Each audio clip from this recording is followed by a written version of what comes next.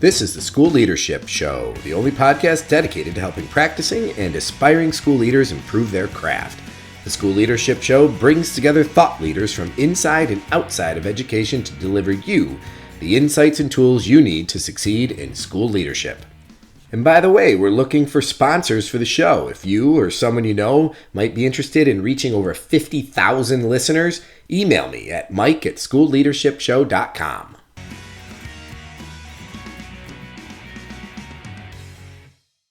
During this conversation, Jenn David Lang and I talked with teacher and author Jessica Lahey about her 2016 book, The Gift of Failure: How the Best Parents Learn to Let Go so Their Children Can Succeed. This is a wide-ranging discussion where we talk about so many topics like motivation and executive functioning, the critical time that is middle school, implications for teacher training, what school administrators can do to change mindsets about failure, the power of school culture, and so much more. The best way to find Jess is to start at her website, jessicalahey.com.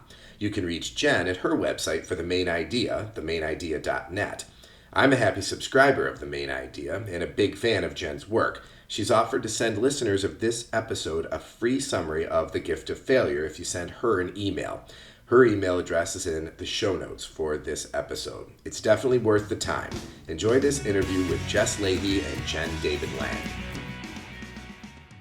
So I'm here with two guests today. One returning guest, our most frequently appearing guest on the School Leadership Show, Jenn David Lang. Hi, Jenn.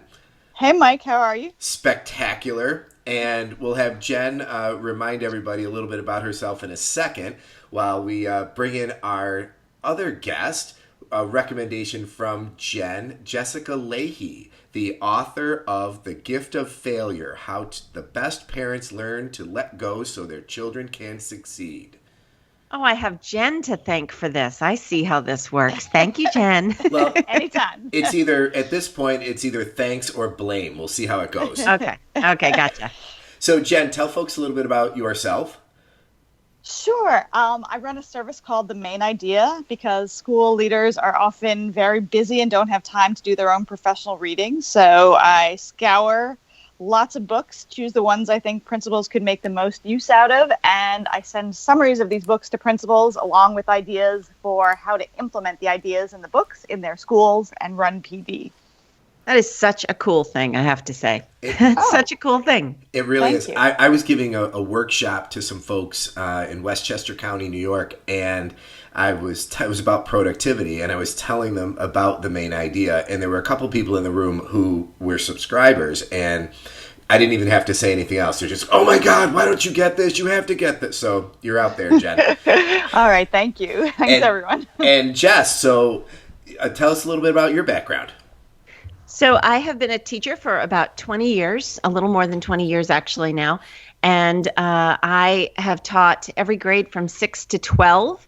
My heart really does lie in middle school, although at the moment, for the past 4 years, I've been teaching high school, which is actually, it's a loose sort of classification. I teach kids from between about 13 to almost their 18th birthday, and I teach in an inpatient drug and alcohol rehab. I'm their writing and their English teacher. So I guess I don't strictly teach high school, but it's an interesting little group of kids that I teach these days. And then I write about education for the New York Times and the Atlantic, and now actually more than anything else, the Washington Post. I write about child welfare. I write about whatever sort of strikes my fancy and I find interesting that has to do with kids and education and sort of how they intersect with parenting. Super cool. I love the Atlantic, one of my favorite magazines. Yeah, they're killing it. They have a new education editor over there, and I'm really excited to see how that goes because it's and they have a new parenting person over there, and the education reporting over there has just been fantastic for so long. They do such a good job. So let's dive right in. And Jenn and I love talking about books about parenting because it gives us an opportunity to just revel in what amazing parents we are. Right, Jenn? Well, I'm going to tell you a secret about The Gift of Failure. I did not write. I mean, I think publishers find it easiest to sort of market books into the broadest category that that they seem obvious for, but I did not write The Gift of Failure strictly for parents. I really wrote it for teachers. So it tickles me to no end that teachers find it helpful, because for me, the stuff in there about what works best for learning, about all the research I got to do on how to communicate best with parents and how to communicate with kids about how their brains work and how they learn best. That's really at the heart of the book for me. And the middle school chapter, which is really a chapter about executive function, that's the part that really, that was the most fun for me to write. So why don't we start there? Let's start with executive functioning. So tell us a little bit about what you learned in your research for this book and around executive functioning, and sort of how that plays into this whole idea of failure and helping kids learn about their brains. Well, the fun sort of brief notes on the book are this. The big idea, if you will, is this. So there is a whole section in there. When I realized that my students were increasingly anxious, increasingly falling, sort of tipping over the edge from anxious into OCD, when I realized that my students admitted to me, some of them, that they were no longer that interested in learning, that what really mattered to them were the points and the scores and the grades and the honors and looking perfect and looking like this was all effortless for them. When I realized all of that, I really turned to sort of Dan Pink's work on motivation, and really Edward Dece's work on motivation and extrinsic motivators. So there's all of that stuff in there about how extrinsic motivators, from sticker charts to grading portals and grades themselves, don't really work for kids. But the part that really fascinated me was I knew that stuff, all of those extrinsic motivators, were undermining learning. We're undermining their motivation. But what I was really curious about was what's happening as kids increasingly are more and more directed, more and more kids are learning from people and being raised by people who tell them exactly what to do, where to do it, when to do it. And that is not just undermining their motivation, it's undermining their ability to learn. And so that was really worrisome to me. And from my high horse as a teacher, I was like, well, you parent people, you are just, ruining it for us as teachers. But then I realized I couldn't really be judgmental, because I was doing the exact same thing to my own children. So, the short version of this is, the more directive we are of children, the more we tell children, how to do their homework, where to do their homework, and what color ink to do their homework, the more we lead them by the nose through their lives, the less they are likely to be motivated to learn for the sake of learning. And because some of the most powerful teaching tools we have as teachers rely on the ability to be frustrated, the ability to persevere, the ability to be whatever you want to call it, resilient, have grit, any of that stuff, that things like desirable difficulties, things like formative assessments don't work as well on kids who are more directed by their teachers and their parents. And that, to me, was sort of the most devastating realization. And as I was wading through all of that stuff, just over and over and over again, it became really clear that between SEL and paying attention to helping and supporting kids in their executive function development is really the answer to many of these issues. And so that's why the middle school chapter really is the executive function chapter, because middle school is this amazing time when the kids are, faced with way more than they could ever handle. And yet we expect them to handle all of it. And, so my job as a middle school teacher is to walk around and all day long watch kids screwing up and help them, support them, say, oh, you don't seem to be using your plan book in a way that's effective for you. How can I help you? And that's where the fun secret sauce of middle school lies, is in that executive function support area. And that's frankly one of my favorite things to do, because it's just, if you make it fun, if you make it something that's just expected. Hi, you're in middle school. You don't have a frontal lobe yet. So let's work on this executive function stuff. And it's not your fault. So how can I help you? That's what makes teaching middle school really, really fun. And I think that, the part of the school is really important. And that's why it's so important, as you said, Jessica, the reason you wrote this book and why we're bringing this podcast to school leaders. Because when I first read your book, when it came out a couple of years ago, I think 2016, I said, I can't feature this in the main idea because I am a hypocrite. I swoop in and I fix my daughters. I have a middle schooler and a high schooler. I come in to help them with their errors, so I cannot feature this. And then what I realized a couple of years in, because I just featured it in March, is that the reason I felt that I couldn't is because I felt their schools didn't have the structures or the culture in place to take that next step, that we don't want to just raise up our hands and say, okay, let the kids fail. They'll somehow learn from that. No, what we want to do is we want them to learn from that failure. I love the way you phrase it when you say it's not just that we want our kids to tolerate failure, but that to understand that they can learn from it. So from the school's point of view, if me as the parent, if I'm going to say let them learn from failure, then I want to know what's in place at school to help them learn from that failure. And that's exactly what you're talking about right now with the executive function. And I think there are other areas I hope we'll get to in the podcast too. But yeah, if you want to talk to what schools should be doing, and the whole reason we created middle schools, right? We used to not have middle schools, but we created middle schools with this idea that these students are different. So we should be teaching them those skills. When they fail a test, it's not just that they don't understand mitosis, but it may be that they don't know how to study for tests. They don't know how to take notes in class to begin with. They don't know how to outline. They don't know how to manage their time. Yeah. Well, that's why I think it's so important for teacher training to include things like, executive function is not one thing. And when we talk about kids having executive function deficits, it doesn't necessarily mean that they can't do all of it. It means that actually what is most often happening is that kids, there's this huge umbrella of terms in executive function. And so that's why in the chapter on middle school / executive function, I break it down into each of the component parts of executive function, because it's really common for a kid, for example, to be really, really good at one area of executive function, whether that's initiating tasks or transitioning between things. That's not their problem. But what their problem is that they can't manage multiple goals over an extended period of time. I mean, that's a high level task. So, and on the other hand, there's no shame in this, Jen, because here's the deal. I was doing the right stuff at school because I was working as an advisor for middle school students. I was teaching 7 different preps in middle school. I was teaching grades 6 through 8.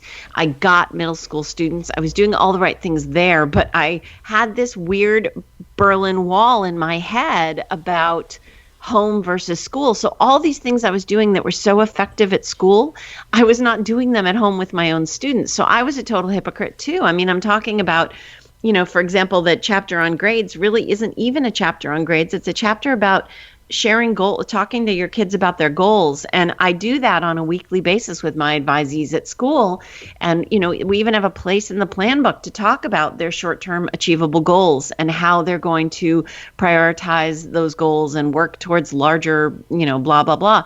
And yet I was never talking to my own children about those things. I mean, what the heck was my problem? I don't know why, but I hear that from teachers constantly when So I spend most of my time during the school year on the road, and I often go to schools, and then I speak during the day to students, and then I speak to teachers during professional development time at 3, and then I speak to the parents that evening. And over again, teachers come to me and they're like, I'm doing all this stuff at school. It just never, I don't know what my problem is. It never occurred to me to do this stuff at home too. And I say, but in defense of parents, what I was doing too. I think schools can, I think schools really can go further, and teachers may feel they're doing enough. And this is a podcast for school leaders primarily, but I think we have to look at some of our practices at school that do undermine these very important ideas of failure. And one place to begin is grading.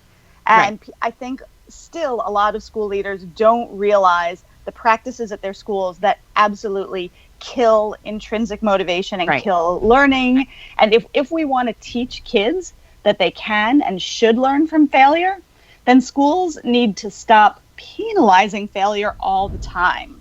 So, I just want to share a few basic practices that schools should rethink. One of them is averaging grades. If I want to teach Mike how to ride a bicycle, and first he falls, And then he rides it wobbly with me holding on. And then he rides it wobbly without me holding on. And then finally, Mike learns how to ride the bicycle. So should I average when he totally fell off? And so Mike, you kind of got a C in bicycle riding. No, you've learned how to ride the bicycle. Right. Why do we expect when we're teaching quadratic factoring that kids are going to get it? They're not. So why are we still averaging grades? Well, because that's the way we've always done it, and we teach the way we've always done it, and it's just so hard to break out of. And the thing is, Jen, when I mention that to people, when I talk about the first time you gave an assessment, he didn't know how to do the quadratic factoring, and then the next time he did, why are you still counting the assessment from when he didn't? Because teachers tend to look at that in terms of students' competence in prep or doing their homework or cramming for that test, and not in terms of mastery. And I think if we're going to shift our focus to mastery off of test prep, then we have to think about it differently. But man, when I mention that, teachers look at me like, what do you mean I don't count the F? He didn't study that first time. Right. It's very ingrained. It's very really, ingrained. really tough. Yeah. But the thing is, I think you have to back up, and I'm so sorry to interrupt you, but I think we can talk about grading all we want, but I think the problem is that we have to back up even further and talk about school culture first, in terms of little things like when a kid walks in, and this is why every single time I go to a school, I like to walk in the front door. I like to pretend I am a student walking into the school for the first time. What do I see, and will I feel welcome there if I am an artistic kid, if I am a kid who's not necessarily an athlete, or not necessarily, or I'm a kid who's in special ed? And often when I walk into schools, the very, very first thing I am greeted by is, the football trophy case, or in fact, I've seen this before, a list of the top 5 kids in each grade that rotates on a weekly basis. And, you walk into those classrooms and certain kids are going to look around and say, oh, I get it. This place is not for me. This is for them. Mm-hmm. And the best entrance I've ever seen to a school was in Garden City, New York. It was their middle school. And when you walk in the front door of that school, there are all these hands, cutouts of student hands. And on each of the hands, the students wrote what makes them individual.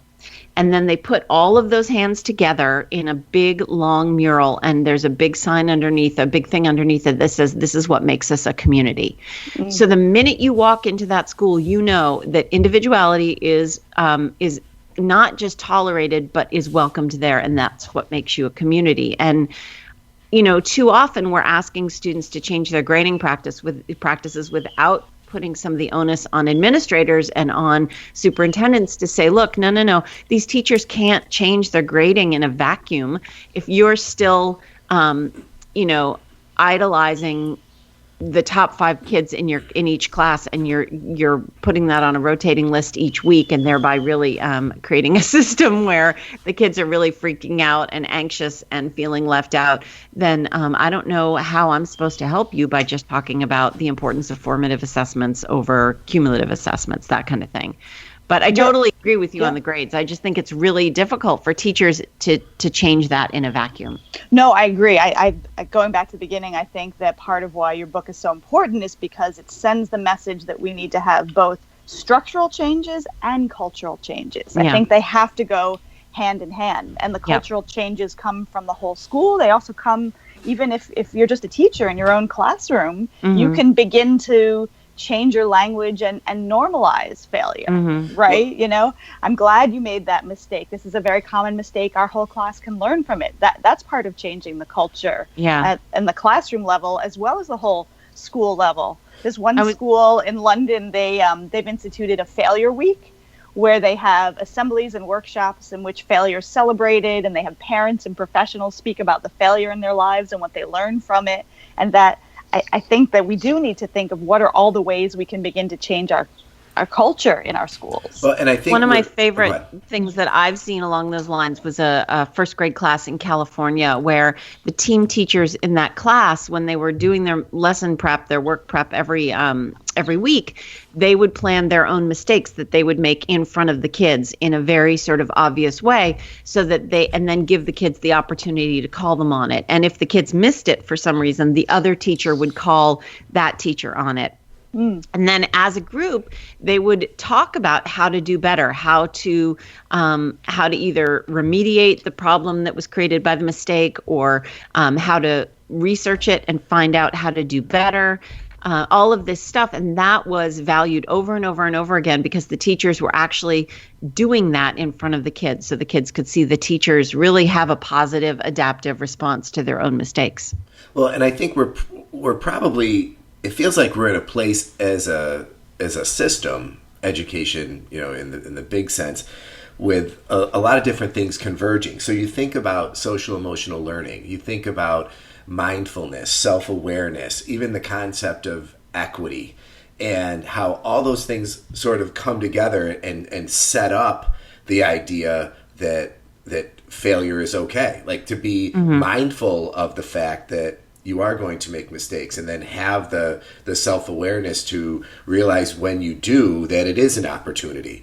And I think it's almost like we almost have to sneak that idea of failure in on the back of or in the Trojan horse of some of these other big concepts. Yeah, I think that I also just do it on a regular basis with my students. It's pretty common for me to go into class and say, you know what, someone asked me this question a couple of weeks ago, and I've been thinking about it, and I did some research because I wanted to make sure that I gave you the right answer. And I think what I said the first time around was kind of flawed. So here's my new answer to this question. So just sort of putting that up there as an expectation. Also, I really do give kids a feedback. I used to do like a little, please give me feedback on this assessment. That was another, way that I just sort of kept those lines of communication open so that the kids could say to me, I just don't feel like, these questions really get at whether or not I know this. This gets at, whether or not I memorized or whatever. I think that's similar to in Paul Bambrick-Santoyo's Driven by Data. He talks about giving students a reflection template after every assessment where they themselves look at their errors, they excavate their own errors, and they determine which errors are from being careless, which are because you don't really know the material yet. And it's really carving out that time to look at their error to figure out why did they make those errors. Yeah. The one thing I used to love about Scantron machines was that it would give you a percentage of how many of your students got a particular answer, a particular question wrong. And it invited the question of, is this a good question? Because I think, when we're grading, we're more likely to say, how did they get it wrong? What's wrong with them? In fact, the first time I was in the New York Times, it wasn't because I wrote an article. It was because it was written about me, because I'd blogged about the fact that for weeks, my sixth grade Latin class kept getting this one assessment wrong, and I was livid with them. I'm like, what is wrong with you people that you keep getting my assessment wrong? And of course, it wasn't about them. It was about me. It was a faulty assessment. It was faulty teaching.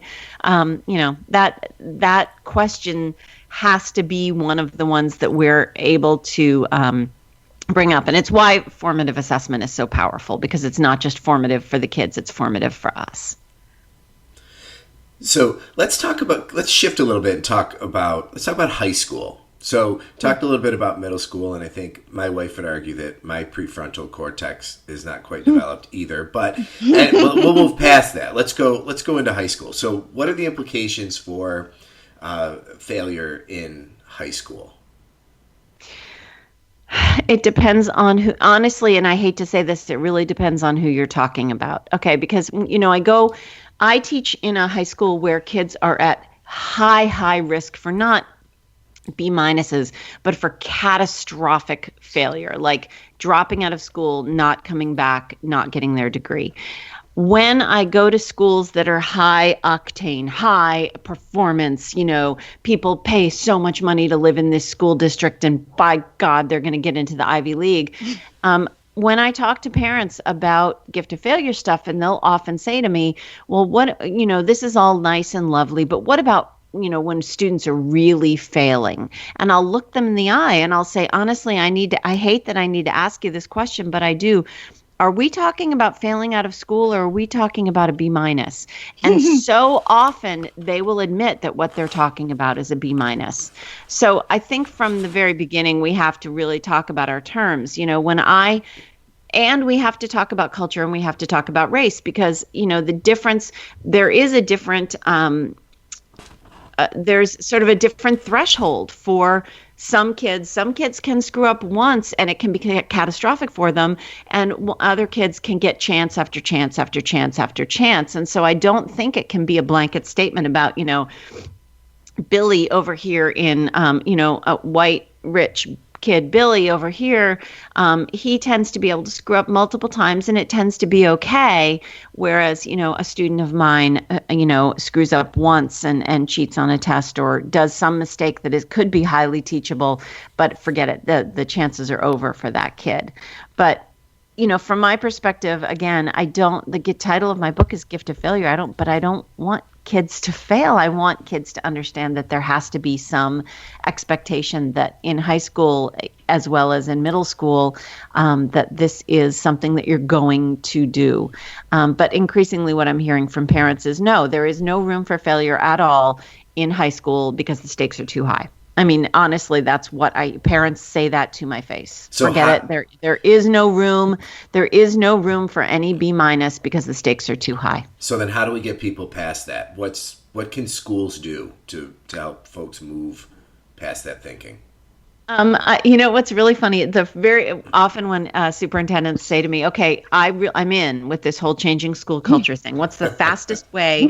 What's the one thing I could do right away to change school culture? And I say, the first thing you should do is craft a really skillful email where you say, look, we really care about your whole child. We care about your child becoming more competent. We care about your child learning how to manage their time and their stuff. We want to raise competent, resilient adults. To that end, there will be no more dropping off forgotten items after first bell. Parents tend to freak out at first until they realize that their kids can't get mad at them for not delivering stuff because it's not their rule, it's the school's. It's an equitable rule, especially in highly diverse and socioeconomically diverse school districts, because the parents that can afford to bring that can bring stuff in after first bell are not the parents using public transportation and not the parents who do shift work. So you can create this expectation where, look, we're saying out loud that our priority is the whole child and not just their grades. And so to that end, we're going to support your kid when they forget stuff.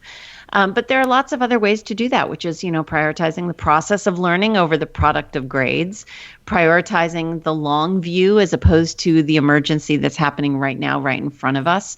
There are lots of ways we can talk about that from a cultural standpoint and, make some new rules about our school culture having to do with, the long view instead of the emergency view.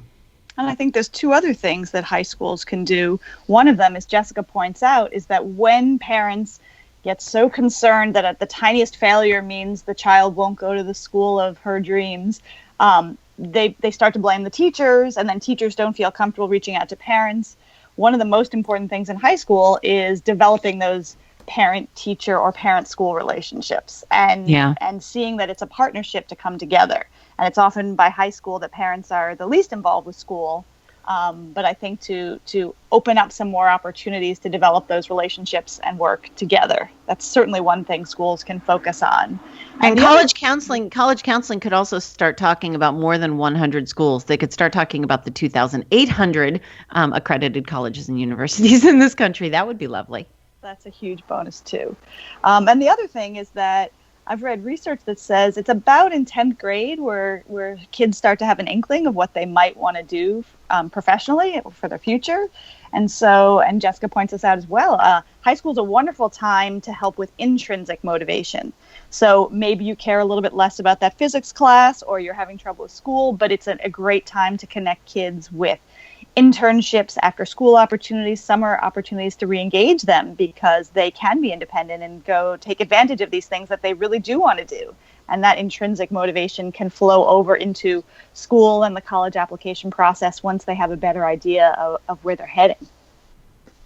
Absolutely. Absolutely. One of the things I often will say to parents that is, it's as if I have slapped them. One of my favorite things to talk about is, one of the wonderful things about how statistics work is that most of our kids, a lot of our kids are average.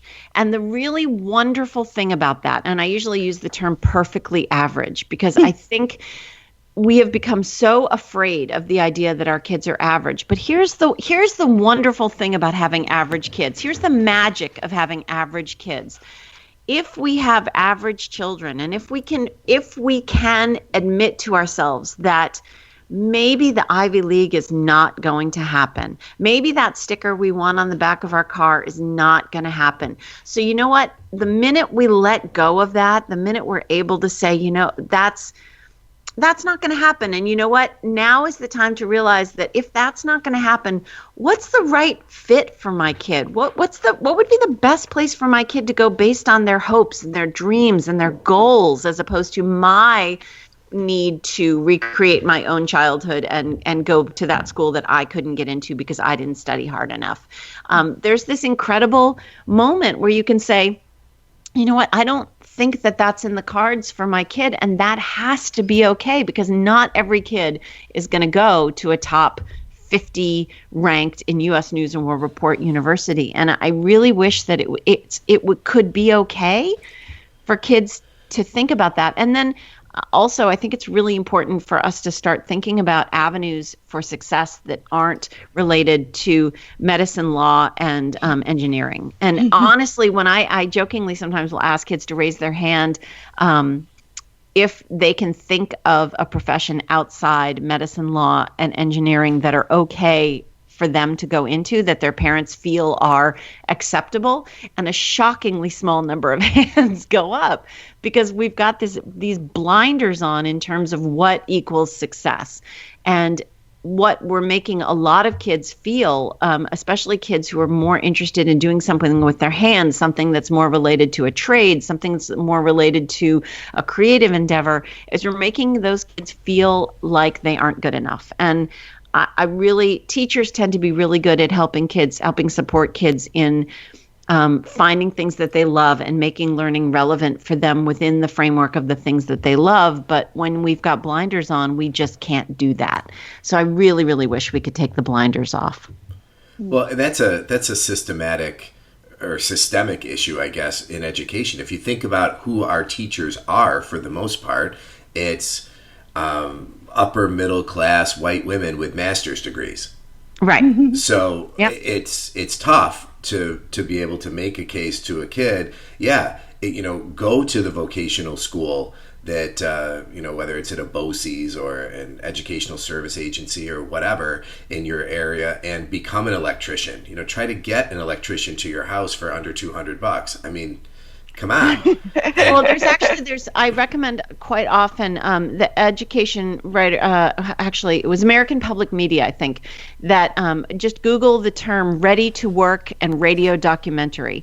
And it was this incredible, really well-produced series of sort of podcasts about trade schools and about the renaissance of trade work, and about the fact that, what's really cool about some trade schools, and one of the ones they went into was Minuteman Trade School, which is right, a vocational school, which is right near where I grew up, is that one family was talking about the fact that their son really, really wanted to be an engineer, and he could either go to a traditional high school and put that hypothetical engineering off for years and years, or he could go to Minuteman and actually start being an engineer during high school. And for them, it was a really, really difficult decision to make because of the stigma associated with vocational schools. But increasingly, I think that's becoming less of an issue. I really do think that as word gets out that we're short on welders, and we're short on plumbers, and we're short on electricians, and that we have to be able to, I'm not saying that kids shouldn't go to college, that they should all become plumbers, but I am saying that I wish the conversation could be open to the fact that this is a plausible career goal too. My older son went to a school called St. Johnsbury Academy. We don't have a high school here in our town, and so the taxes in our town pay for kids to choose or go to various schools in the area. And one of them is St. Johnsbury.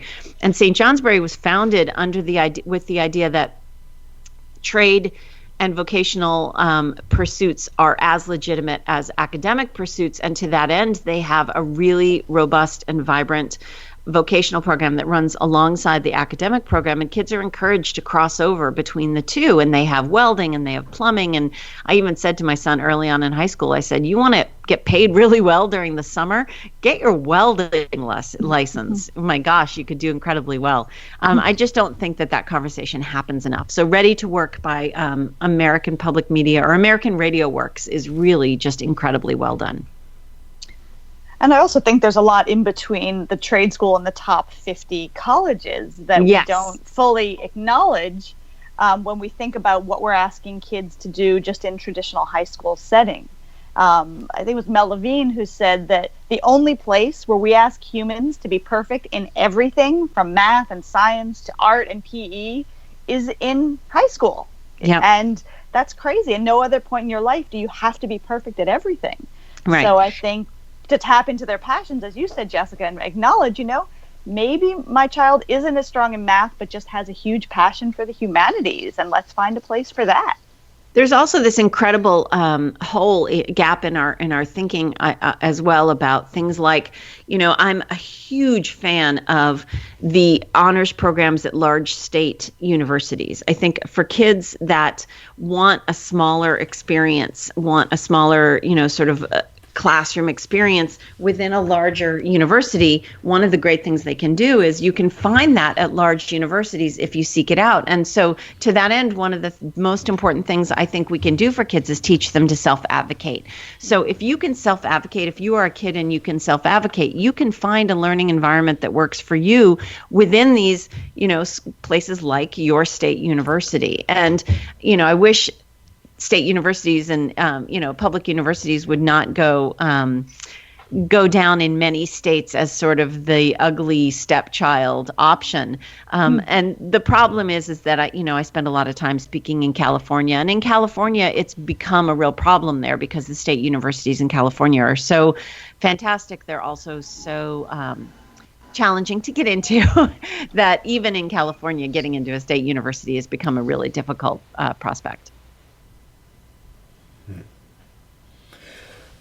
Wow, it's and I think about that. Just how do we help people in schools shift their mindset? How do we help leaders and teachers see that there is another path? And I don't know that the three of us have the answer to that, but I think it's so much of it is I have found even just getting, because one of my previous roles, I supervised a large vocational program that area high schools sent their kids to.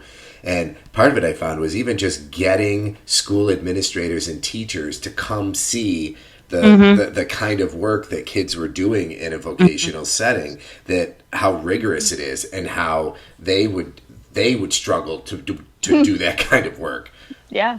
It actually used to be, I went to a really competitive. So the high school that I went to is still, I think, the top-rated Dover-Sherburne High School in Massachusetts, one of the top-rated high schools in the country, and the top-rated in Massachusetts. And we were forced, when we were making a decision about where we wanted to go, what we were thinking about next for high school, we had to go visit Minuteman Tech. That was one of our, because that was one of our options. They wanted to make sure that people knew about it. And this was in, a really high-octane school district. And if for no other reason, it opened my, I had never even, that had never even occurred to me. And if for no other reason that I have that thought of, wow, there are other avenues. But actually, I want to also say that we are talking about a socioeconomic divide. So in some places, yes, it's really important to show kids that going to a vocational school is even an option for them. But in lower socioeconomic level schools, one of the things that I've seen that's really cool is that in schools where it might not be someone's first thought to even go to college.